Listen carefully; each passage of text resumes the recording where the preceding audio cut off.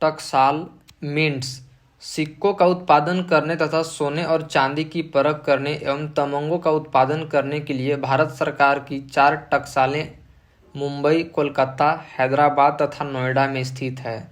मुंबई, हैदराबाद और कोलकाता की टकसालें काफ़ी समय पहले क्रमशः 1830, 1903 और 1950 में स्थापित की गई थी, जबकि नोएडा की टकसाल 1989 में स्थापित की गई थी। मुंबई तथा कोलकाता की टकसालों में सिक्कों के अलावा विभिन्न प्रकार के पदकों, मेडल का भी उत्पादन किया जाता है। भारत में सिक्के जारी करने के लिए वित्त मंत्रालय अधिकृत है। कोल मनी मार्केट यह अत्यंत ही अल्प अवधि वाले फंड का बाजार होता है, जिसमें बिना किसी प्रत्याभूति के फंड का उधार लेना व देना होता है। कोल मनी की मांग मुख्यतः व्यापारिक बैंक द्वारा होती है, जो दूसरे बैंकों से अत्यंत ही अल्प समय 1 से 14 दिन के लिए उधार लेते हैं, जिससे CRR संबंधी अपने पास रखी जाने वाली नकद से संबंधी अनिवार्यता के दायित्व को पूरा कर सके। जब उधारी 1 दिन की होती है तो उसे कोल मनी कहते हैं, पर जब उधारी 1 दिन से अधिक होती है तो उसे कोल नोटिस कहते हैं। कोल मनी मार्केट में प्रचलित होने वाली ब्याज दर फंड की पूर्ति तथा फंड की मांग पर निर्भर करती है और सामान्यतया कोल रेट ब्याज दर जिस पर सौदा होता है में बहुत ही उग्रता होती है। सामान्यतया कोल रेट का रात भर की दर ओवरनाइट रेट के रूप में जाना जाता है, जिस पर एक बैंक दूसरे बैंक को उधार देता है। इसे USA फेडरल रेट कहते हैं। बैंक दर को फेडरल डिस्काउंट रेट भी कहते हैं। 1 जुलाई 2011 को RBI द्वारा निर्गत निर्देशों के अनुसार उधार लेने तथा उधार देने वाले दोनों रूपों में भाग ले सकते हैं। पहला व्यापारिक बैंक क्षेत्रीय ग्रामीण बैंक को छोड़कर, दूसरा सहकारी बैंक भूमि विकास बैंक को छोड़कर, तीसरा प्राथमिक डीलर बैंकों से दिए जाने वाले ऋणों की बहुत अधिक मांग होती है या बैंक को अपनी CRR तथा SLR संबंधी आवश्यकता की पूर्ति तत्काल करनी होती है, तो वित्तीय संस्थाएं अपनी तत्कालिक तरलता की मांग को पूरा करने के लिए कोल मनी मार्केट में उधारी के लिए की जाती है। दूसरी ओर LIC, GIC, UTI bank, DFHI एवं बड़े बड़े म्यूचुअल फंड अपने फंड कोल मनी मार्केट में डालते हैं। DFHI discount and finance house of India स्थापना अप्रैल 1988 तथा STCI securities trading corporation of India limited की स्थापना विशेष रूप से कोल मार्केट की उग्रता वोलेटिलिटी को नियंत्रण करने के लिए की गई है। भारत में इस समय 2 कोल दर हैं, अंत बैंक कोल दर, इंटर बैंक कॉल रेट तथा DFHI की उधारी दर। कोल दर बैंक दर से ऊपर या नीचे हो सकती है। DFHI द्वारा निर्धारित दर सामान्यतया बैंक दर से ऊपर होती है। मुंबई, कोलकाता, दिल्ली, अहमदाबाद तथा चेन्नई प्रमुख कोल सेंटर हैं। सामान्यतया कोल दर मुंबई में न्यूनतम तथा कोलकाता में उच्चतम होती है।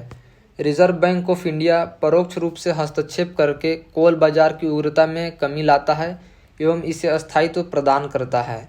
इसके लिए रिजर्व बैंक ऑफ इंडिया 2 उपाय करता है। वह DFHI तथा कोल मनी बाजार की संस्थाओं को अधिक फंड उपलब्ध कराता है तथा रिपो नीलामी करता है। ट्रेजरी बिल्स यह अल्प अवधि की प्रतिभूतियों होती है जिसके माध्यम से सरकार उधार लेती है। इसका निर्गमन सरकार के लिए रिजर्व बैंक द्वारा किया जाता है।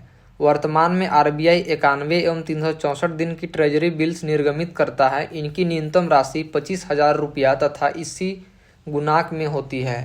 नोट भारत में ट्रेजरी बिल्स पहली बार 1917 में निर्गत की गई।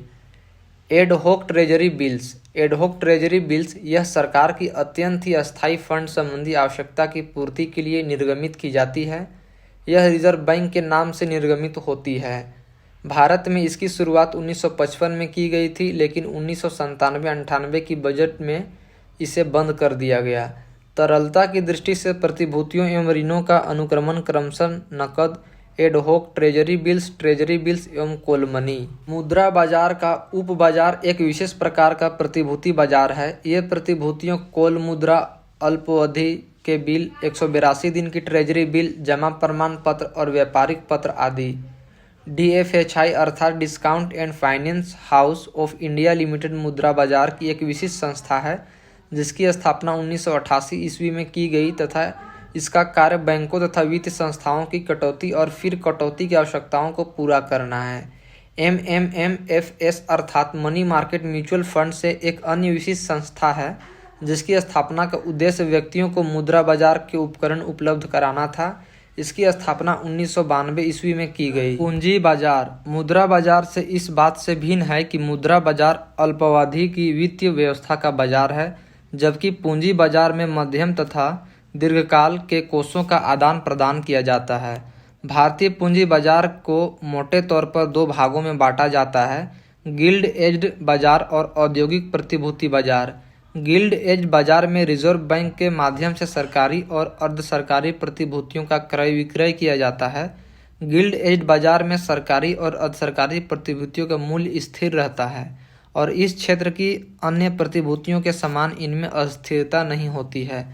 औद्योगिक प्रतिभूति बाजार में नए स्थापित होने वाले या पहले से स्थापित औद्योगिक उपक्रमों के शेयरों और डिवेंचरों का क्रय विक्रय किया जाता है। यदि पूंजी बाजार में निजी निगम क्षेत्र के नए अंशों और डिवेंचरों, सरकारी कंपनियों की प्राथमिक प्रतिभूतियों या नई प्रतिभूतियों तथा सार्वजनिक क्षेत्र के बांडों को निर्गमों का क्रय विक्रय किया जाता है, तो ऐसे बाजार प्राथमिक पूंजी बाजार कहे जाते हैं। द्वितीयक पूंजी बाजार के अंतर्गत स्टॉक एक्सचेंज में होने वाले क्रय विक्रय तथा गिल्ड एज्ड बाजार में होने वाले क्रय विक्रय आते हैं। भारतीय पूंजी बाजार में पूंजी के स्रोत हैं अंश पूंजी, ग्रहण पत्र। इसके अतिरिक्त स्रोत के रूप में वे संस्थाएं भी हैं जो वित्तीय मध्यस्थ की भूमिका निभाती है। ऐसी संस्थाएं हैं merchant bank, mutual fund, leasing कंपनियां, जोखिम पूंजी कंपनियों आदि। यूटीआई अर्थात भारतीय यूनिट ट्रस्ट भारत की सबसे बड़ी म्यूचुअल फंड संस्था है। स्टॉक एक्सचेंज एक ऐसी व्यवस्था का बाजार है जिसमें छोटे निवेशक निवेश कर सकते हैं तथा मौजूद प्रतिभूतियों का आसानी से क्रय विक्रय कर सकते हैं। अभिदत्त पूंजी सब्सक्राइब्ड कैपिटल कुल निर्गमित पूंजी का वह भाग है जो शेयर धारक द्वारा खरीदा जाता है।